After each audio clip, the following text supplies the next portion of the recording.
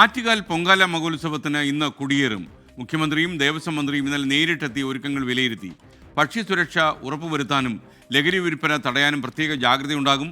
ഭക്തരുടെ എണ്ണത്തിൽ വർധനയുണ്ടാകുമെന്നും അവലോകന യോഗത്തിൽ വിലയിരുത്തലുണ്ടായി. രാവിലെ 10 മണിക്ക് ദേവിയെ കാപ്പുകെട്ടി കുടിയിരുത്തുന്നതോടെ ഇത്തവണത്തെ ഉത്സവം ആരംഭിക്കും. തിരക്ക് നിയന്ത്രിക്കാൻ ഇക്കുറി പ്രത്യേക ക്യൂ സൗകര്യമുണ്ടാകും. എല്ലാ വകുപ്പുകളെയും ഏകീകരിച്ചുള്ള പ്രവർത്തനങ്ങളും സജ്ജമായി കഴിഞ്ഞു. ആറ്റുകാൽ പൊങ്കാല വിജയകരമായി നടത്തുന്നതിന് വേണ്ടി ഗവൺമെൻറ്റിൻ്റെ എല്ലാ സംവിധാനങ്ങളും ഈ കാലഘട്ടത്തിൽ ജാഗ്രതയോടുകൂടി നീങ്ങാൻ വേണ്ടി തീരുമാനമെടുത്തിരുന്നു. തിരുവനന്തപുരം നഗരസഭയ്ക്കാണ് ഏറ്റവും കൂടുതൽ കാര്യങ്ങൾ ഇവിടെ ചെയ്യാനുള്ളത്. അതിൽ പ്രത്യേകമായി അവർ ശുചിത്വ മിഷനുമായി ചേർന്ന് ഇവിടെ വരുന്ന മാലിന്യങ്ങൾ മുഴുവൻ നിർമ്മാർജ്ജനം ചെയ്യാൻ ആവശ്യമായ ക്രമീകരണങ്ങൾ, ഇതിനോടകം തന്നെ വലിയ ടിപ്പർ ലോറികൾ അവർ അറേഞ്ച് ചെയ്ത് കഴിഞ്ഞിട്ടുണ്ട്.